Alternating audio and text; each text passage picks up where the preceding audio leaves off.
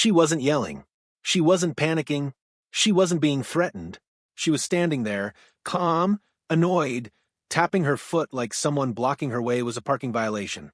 My daughter sat in her wheelchair at the bus stop, her legs too weak to stand, her backpack sliding off the handle as the school bus turned the corner. That's when the HOA president walked up to us. She said the sidewalk was private property. She said the wheelchair was an obstruction. She said we had 30 seconds to move. I tried to explain. I tried to push the chair back. But she didn't wait. She reached into her purse and pulled out a gun. 1 second, my daughter was smiling at the bus. The next, she was on the ground, blood spreading across the sidewalk that woman cared more about than a child's life. And the most terrifying part? She later told police she was just enforcing the rules. Before this story goes any further, I need to know something. Backhand index pointing right, which city are you watching this video from right now? Type your city name in the comments. Because what you're about to hear didn't just happen in one place, it can happen in any neighborhood, on any sidewalk, to any family.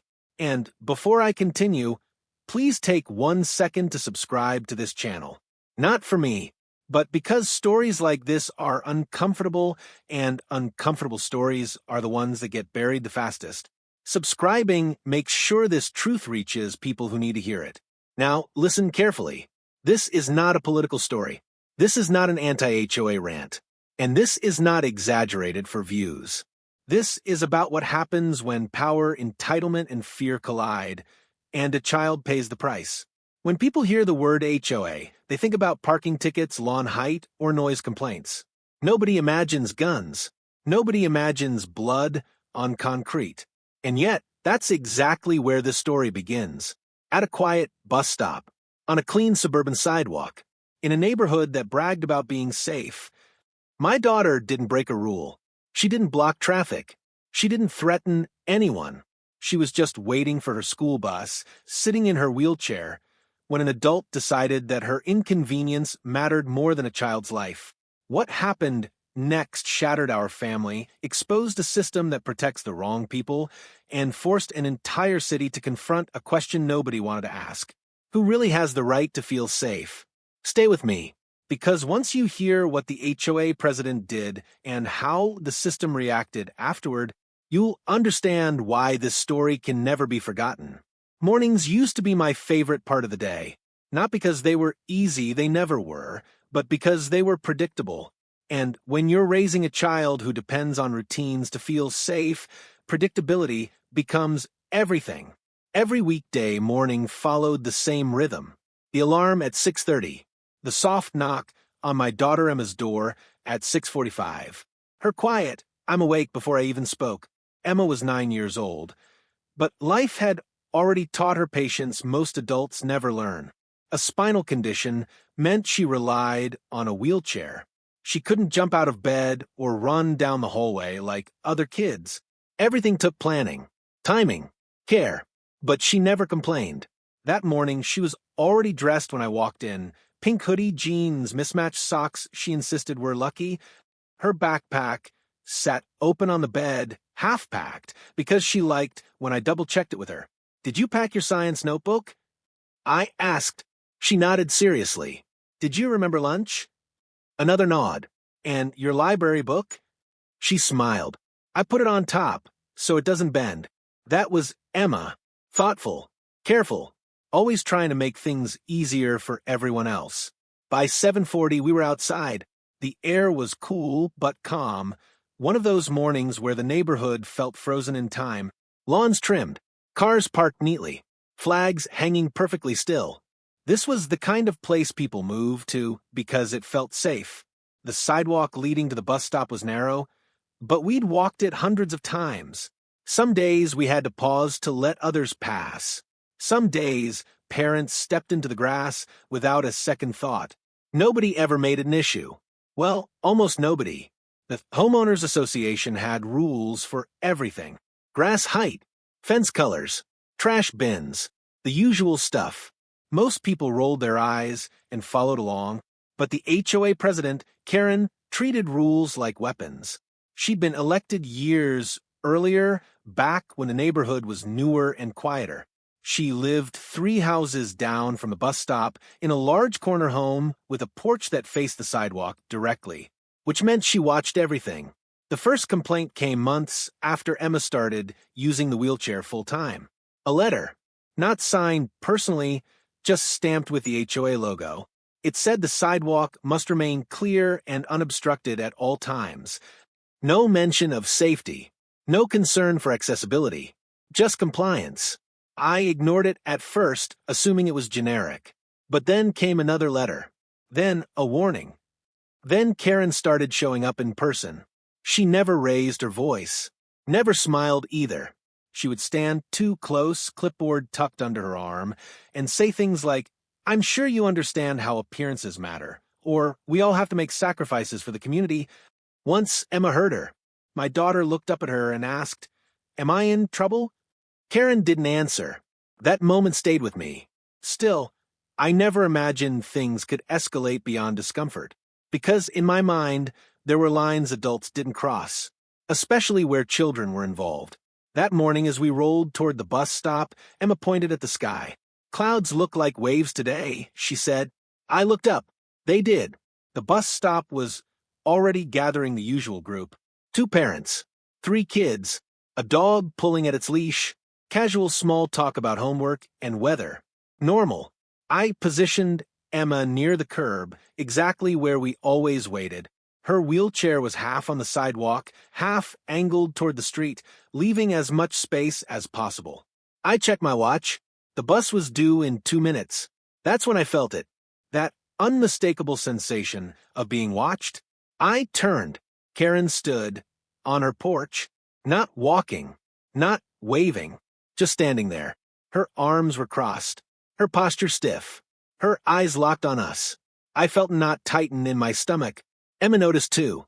"She looks mad," she whispered. "She's probably just having a bad morning," I said, lying through a smile. But Karen didn't stay on the porch. She stepped down, then onto the sidewalk, then toward us. Slow, deliberate, like she had rehearsed this walk. Parents fell quiet. One mom shifted uncomfortably. Another glanced away. No one said anything. Karen stopped a few feet from us and looked down at Emma's wheelchair, not at Emma. "This again," she said flatly. I took a breath. "We're just waiting for the bus. It'll be here any second." She glanced at her watch. "You're obstructing the sidewalk," she said. "That violates HOA guidelines." I gestured to the open space beside us. "People can still pass." "That's not the point," she replied. Emma tightened her grip on the armrests. I could hear the bus in the distance now, the faint rumble turning onto our street. Karen stepped closer. "You've been warned about this before," she said. Something in her tone had changed. Less annoyed, more resolved. And for the first time that morning, for the first time ever, I felt fear. Not because of what had happened, but because of what hadn't happened yet. And I had no idea how fast everything was about to break. Karen didn't shout. That was the first thing that felt wrong. Most confrontations start loud. Raised voices, sharp words, public embarrassment. But this wasn't that.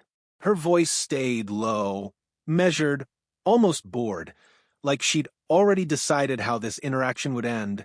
"You need to move," she said. The bus engine growled closer now. I could hear the brakes hiss as it slowed at the corner. Emma looked past Karen, eyes lighting up. "It's here," she said softly. Karen didn't look at the bus. "You were warned," she repeated. "This sidewalk must remain unobstructed." I stepped slightly in front of Emma's chair without realizing I'd done it. Instinct, the kind that takes over before thought catches up. "She's a child," I said. "She's disabled. We're not blocking anyone." Karen's jaw tightened. "Disability doesn't exempt you from rules." One of the other parents shifted uncomfortably. "Come on," the mom said quietly. "The bus is right there." Karen ignored her. She took another step forward, close enough now that I could smell her perfume. Sharp, expensive, deliberate. "You always do this," she said to me. "You think rules don't apply to you." That sentence hit harder than it should have, because it wasn't about sidewalks anymore. It never had been. Emma tugged at my sleeve. "Am I in trouble?" she asked again. I crouched down beside her chair. No, I said quickly. You didn't do anything wrong. Karen exhaled through her nose, like someone losing patience with a misbehaving pet. This is your final warning, she said. The bus had stopped now. The door folded open with its familiar mechanical sigh. The driver looked toward us, confused by the delay. I reached for the wheelchair handles. We're leaving, I said. Happy? Karen's eyes flicked to my hands. Something in her expression shifted. Not relief, not victory, but irritation. Like I'd taken something from her. Too late, she said. That's when she reached into her purse. For a split second, my brain tried to make sense of it. Phone, keys, HOA paperwork. Anything but what it was. The metal caught the morning light. A gun. Everything slowed. Emma gasped. I froze. Karen's grip was steady. Her arm didn't shake. There was no hesitation in her movement, only purpose. What are you doing? I whispered. She looked at me for the first time. I feel threatened, she said calmly. By a wheelchair. By a parent. By a child waiting for a bus. The bus driver shouted something I couldn't hear. I stepped fully in front of Emma now, heart pounding so hard it felt like it might break my ribs. Put down, I said. Please. Karen's finger tightened. I ask you to comply, she said. You refused. Time fractured into pieces. I remember thinking about Emma's lunch. About the clouds she said looked like waves. About how unfair it was that fear could live inside someone like this and still be protected. The sound was sharp, cracking, nothing like the movies. I felt heat rip through the air beside me. Emma screamed. The wheelchair tipped. She fell sideways, her body hitting the concrete with a sound I will hear for the rest of my life. There was blood. So much blood. The world exploded into noise. Parents yelling. A dog barking. Someone screaming for help. I dropped to my knees, hands shaking as I pressed them against Emma's jacket, trying to stop the red spreading across the gray sidewalk. Stay with me, I begged. Stay with me. Her eyes were wide, shocked more than anything. I can't feel my arm, she whispered. I looked up. Karen was still standing there. She hadn't run. She hadn't dropped the gun. She looked annoyed. She shouldn't have been there, she said. The words didn't register at first. She shouldn't have been there, she repeated louder now. I warned you. The bus driver was on the radio, yelling into it. Sirens wailed faintly in the distance, growing louder by the second. A neighbor finally stepped between us and Karen. What is wrong with you? He shouted. Karen took a step back, then another. Not fleeing, repositioning. She placed the gun back into her purse carefully, like it was just another accessory. When the police arrived, everything blurred. They pushed people back, asked questions, secured the area. An officer knelt beside me, voice calm, professional. What happened here? Karen spoke before I could. I feared for my safety, she said. They were aggressive. The obstruction created a confrontation. I stared at her, unable to believe what I was hearing. Aggressive? Emma lay on a stretcher now, paramedics working frantically, oxygen mask fogging with each breath. The officer nodded slowly. Another officer took Karen aside. She was crying now, perfectly timed. I just enforced the rules, she sobbed. I never thought it would come to this. I tried to stand. Arrest her, I shouted. She shot my daughter. The officer held up a hand. Sir, please calm down. Calm. That word. They put Karen in the back of a patrol car, not handcuffed, just seated, comforted. The ambulance doors closed. As it pulled away, I caught one last glimpse of Karen through the patrol car window. She wasn't crying anymore. She was watching. And in that moment, as sirens faded and the sidewalk soaked up blood like it meant nothing, I realized something far more terrifying than the gun. This wasn't over. This was just the beginning. The ambulance pulled away with its lights screaming into the morning, and suddenly the street felt wrong. Too quiet for what had just happened, too ordinary for the damage it now carried. The bus was still there.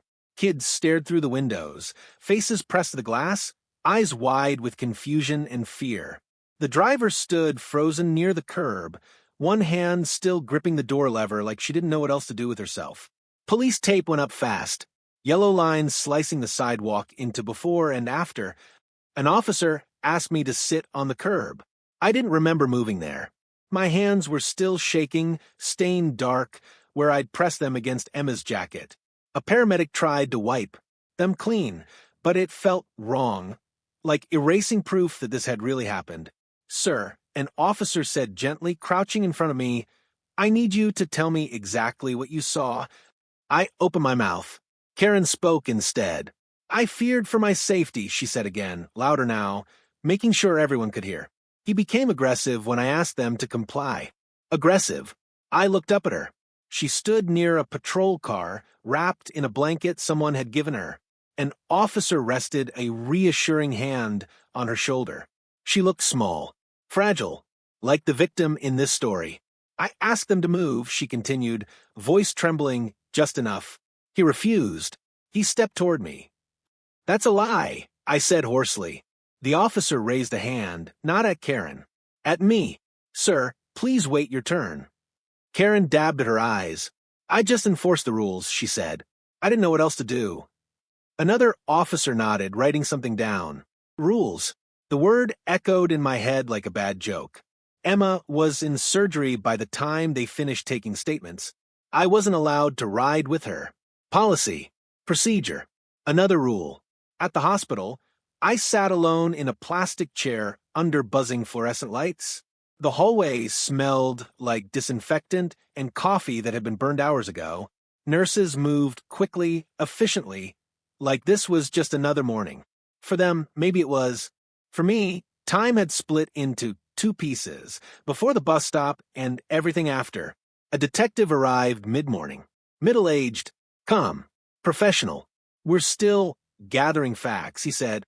"There were multiple witnesses." "Arrest her," I said. He hesitated. "At this moment, she's being questioned." Questioned. My voice cracked. "She shot my child." The detective folded his hands. "She claims she acted in self-defense. Against a wheelchair." I laughed then, short, sharp, unhinged. It startled even me. "You believe that?" I asked. "We're evaluating all statements," he replied carefully. That was when the nurse returned. "Your daughter is out of surgery," she said. "She's stable." Relief hit me so hard I had to grip the chair to stay upright. "She's alive." I asked. The nurse nodded. "She's asking for you." I went to Emma's room, heart pounding with every step. She looked small in the hospital bed, wires and tubes where there shouldn't be any. Her arm was bandaged, her face pale, but she smiled when she saw me. "Did I miss the bus?" she asked. I broke. I sat beside her and held her good hand, pressing my forehead to the mattress, so she wouldn't see me cry. Later that afternoon, while Emma slept, my phone started buzzing. Neighbors, friends, numbers I didn't recognize. Someone sent me a link, an email from the HOA, statement regarding this morning's incident. It was already circulating. The message expressed deep regret for a tragic altercation and emphasized the HOA's commitment to safety and community standards. Not once did it mention a gun. Not once did it mention a child. Not once did it use Karen's name. Instead, it talked about conflicting accounts and ongoing investigations. It ended with a line that made my stomach drop. The individual involved was acting in an official capacity at the time. Official capacity. I read it 3 times, hoping I'd misunderstood. I hadn't. The HOA lawyer arrived at the hospital that evening. I didn't invite him. He introduced himself politely, voice smooth, suit perfect. "I'm here to ensure clear communication," he said. "This is a sensitive situation." "You're protecting her," I said flatly. He smiled in a way that wasn't friendly. "We're protecting the community," he replied. I told him to leave. The next day, Karen was released. No charges, pending further review. She went home, to the same house overlooking the sidewalk, the same porch, the same clear view of the bus stop. News vans showed up by afternoon. Reporters asked questions. Cameras pointed at yellow tape. Karen didn't speak. The HOA did. They repeated the same words: misunderstanding, investigation, patience. Witnesses began to talk online.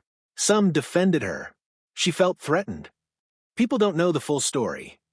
She's done so much for the neighborhood. Others were silent. Fear has a way of quieting people. Then something unexpected happened. A stranger messaged me. "Check your inbox," they wrote. I think I caught something. Attached was a grainy video file, a doorbell camera, pointed directly at the sidewalk. I watched it once, then again.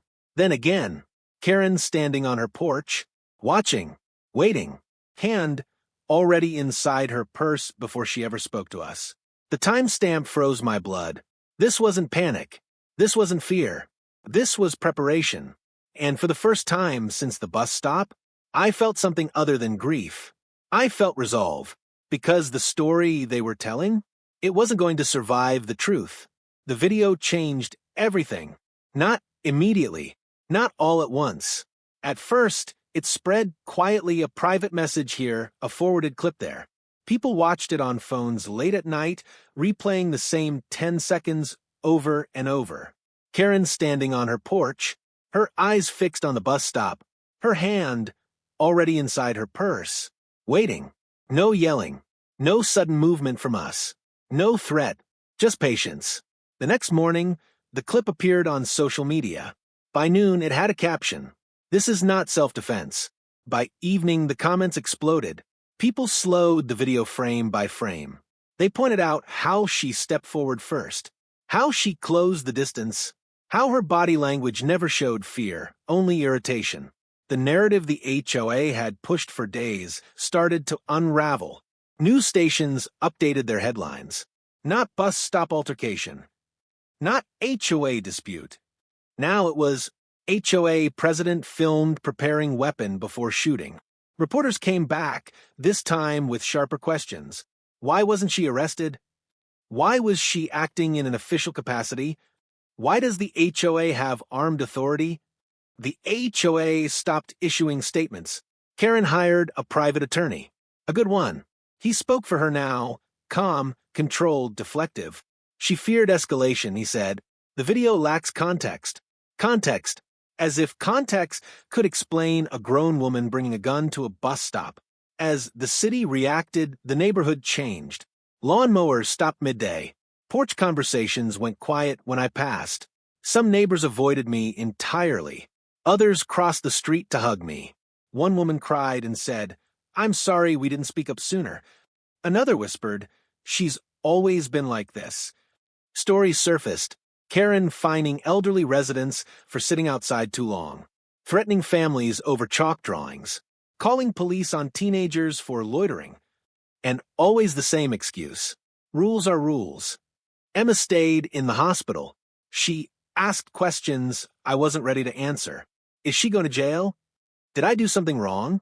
Why did she hate my chair? I told her the truth as gently as I could. This isn't your fault, I said.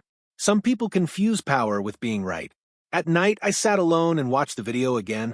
What haunted me wasn't the gun. It was the waiting, the certainty. Karen hadn't reacted. She had decided. That realization began to spread. Protests formed outside the HOA office. Handmade signs, candles, wheelchairs lined up on the sidewalk in silence. One sign read, "Accessibility is not an obstruction." Another, "Rules don't outrank lives." The city council called an emergency meeting. The room overflowed.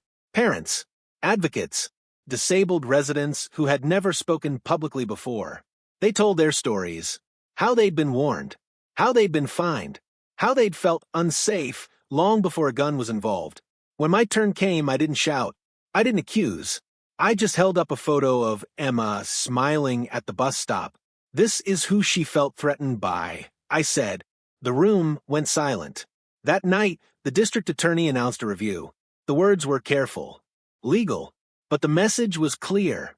Pressure was working. Karen's attorney called the video misleading. Experts disagreed. Former officers spoke on record. This is not defensive posture, one said. This is anticipation. Another added, if anyone else did this, they'd be in custody already. The double standard became impossible to ignore. Why was Karen free? Why had police hesitated? Why had the HOA been allowed to define the narrative? Those questions sparked something bigger than one case. People started digging. HOA bylaws, private security contracts, relationships between board members and city officials. It wasn't just Karen. It was a system that rewarded control, punished difference, and hid behind paperwork. 2 days later, Karen resigned. The announcement was brief. For personal reasons. No apology. No accountability. But it wasn't enough. The district attorney filed charges that afternoon. Not because of outrage, not because of protests, but because the evidence was undeniable. The video destroyed the lie. When I heard the news, I didn't feel relief. I felt exhaustion. Because justice delayed still leaves scars. Emma came home a week later. The sidewalk was empty. The bus stopped quiet. The porch across the street, dark. For the first time since that morning, I allowed myself to believe something important. Power only works when people are afraid to challenge it. And fear had finally changed sides. But the story wasn't over. Because consequences don't end with charges. They ripple. And the next wave was coming. The courthouse steps filled before sunrise. News vans lined the street. Cameras adjusted tripods. Reporters practiced solemn expressions, like this was just another story on their rundown. For us, it was everything. Emma held my hand as we walked inside.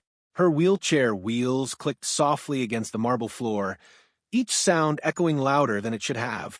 She wore her pink hoodie again, the same one from the bus stop. She said it made her feel brave. Karen entered through a side door. No crowd, no cameras in her face, just her lawyer and a security escort. She didn't look at us. Inside the courtroom, the air felt heavy. People whispered. Some stared. Others avoided eye contact, like guilt was contagious. The prosecutor laid out the facts carefully. Timeline, witnesses, video. The defense leaned on the same word they always had. Fear. Karen testified that she felt cornered, that she believed the situation could escalate, that she acted to protect herself. The prosecutor asked her to describe the threat. She gestured vaguely toward the screen where a still image of Emma waiting for the bus was frozen. She was blocking the sidewalk, Karen said. He refused to comply. The room went silent. The prosecutor paused. Mrs. Collins, she said evenly, can you explain how a seated 9-year-old child in a wheelchair posed an imminent threat to your life? Karen hesitated. Her lawyer objected. The judge overruled. Karen swallowed. I didn't know what he might do, she said. People get aggressive. Did he touch you? No. Did he threaten you? No. Did the child speak to you? She looked at me. That was it. That was her justification. When the video played, you could feel the shift in the room. The jury leaned forward. One woman covered her mouth. A man shook his head slowly, like he couldn't believe what he was seeing. Frame by frame. Karen watching from the porch, hand inside the purse. Steps counted. Distance closed. No fear. No retreat. No hesitation. The defense tried to discredit the footage. Angles. Context. Speculation. But evidence doesn't argue back. It just exists. Witnesses followed. Parents from the bus stop. The bus driver. A former HOA board member who had resigned quietly months earlier. She treated rules like weapons, he said, and no one stopped her. Disability advocates testified next. They explained accessibility laws. Reasonable accommodation. The difference between inconvenience and danger. One expert said something that stuck with me. When society treats disabled bodies as obstacles, violence becomes easier to justify. Emma testified on the third day.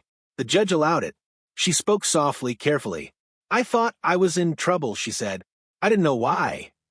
The jury watched her intently. When I hear loud noises now, she continued, I think someone is angry at me. Karen stared at the table. For the first time, I wondered if she felt anything at all. The defense rested. Closing arguments came fast. The prosecutor didn't raise her voice. This case is not about fear, she said. It's about entitlement, about a belief that some lives take up too much space. She gestured toward Emma. This child was not a threat. She was a mirror. and the defendant didn't like what she saw. The jury deliberated for 6 hours. 6 hours felt like 6 years. When they returned, no one breathed. Guilty, the foreperson said, on all counts. Karen's shoulders slumped. There were gasps, quiet cries, one sharp exhale of relief I didn't realize was mine. Sentencing came weeks later. Karen received prison time. Not enough to undo anything. Not enough to erase fear. But enough to say this. Rules do not outweigh lives. Outside the courthouse, reporters shoved microphones toward us. How do you feel? Do you forgive her? What message does this send? I answered only one. I hope people learn that power doesn't come from authority. I said, it comes from responsibility. The city didn't move on quickly. Policies changed. HOA oversight increased. Accessibility audits became mandatory. But change didn't bring peace overnight. Emma still flinched at sudden sounds. Still asked if she was in the way. One evening, months later, we returned to the bus stop. The sidewalk had been widened. A ramp installed. A sign posted clearly. Accessibility is a right. Emma looked at it for a long time. Does that mean I belong here? She asked. Yes, I said. It always did.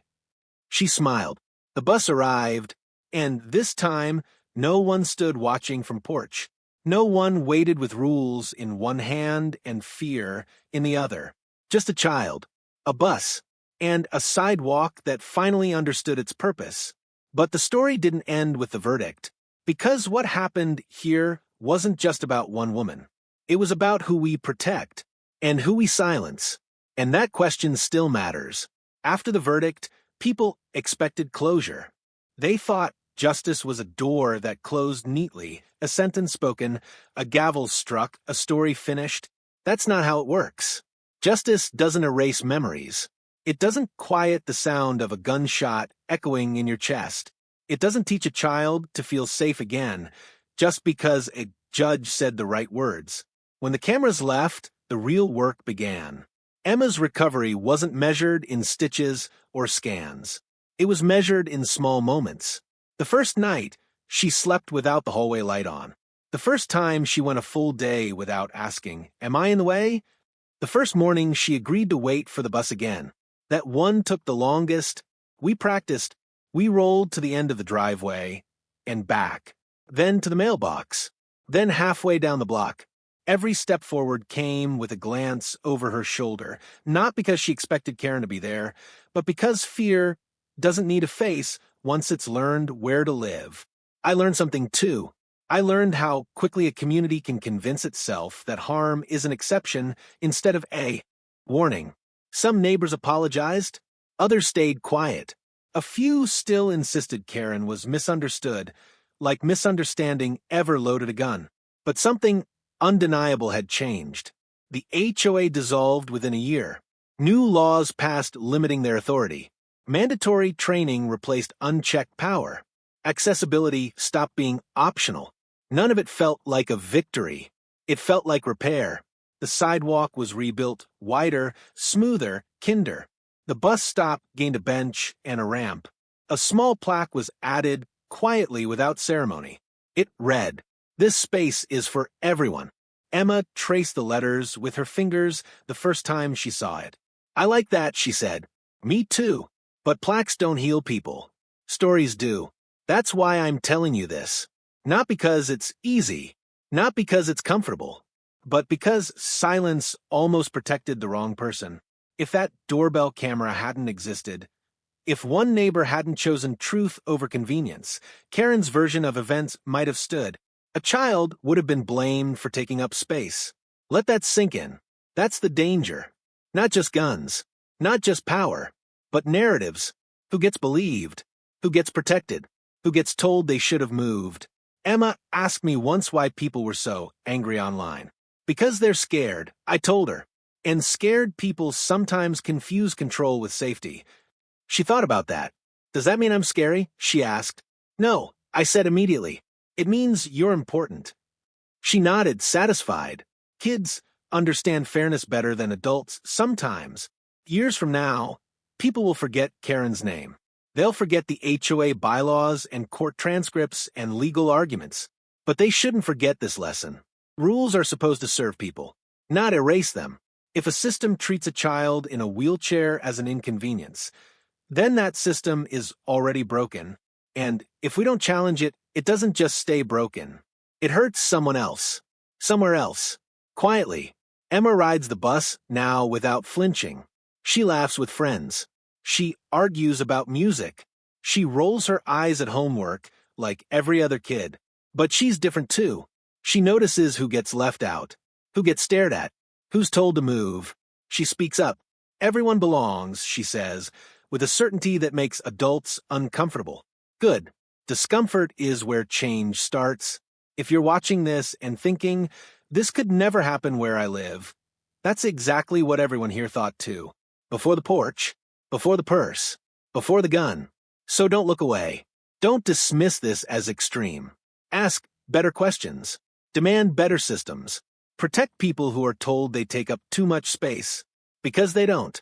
They're just standing or sitting in a world that hasn't learned how to make room. Yet, if this story made your chest feel heavy, if it made you angry, if it made you think this should never happen again, then don't scroll away. Backhand index pointing down comment your city name right now, because people need to see this isn't one neighborhood, one HOA, or one family. It's everywhere. Loudspeaker share this video not for views, not for drama, but because silence is what protects the wrong people.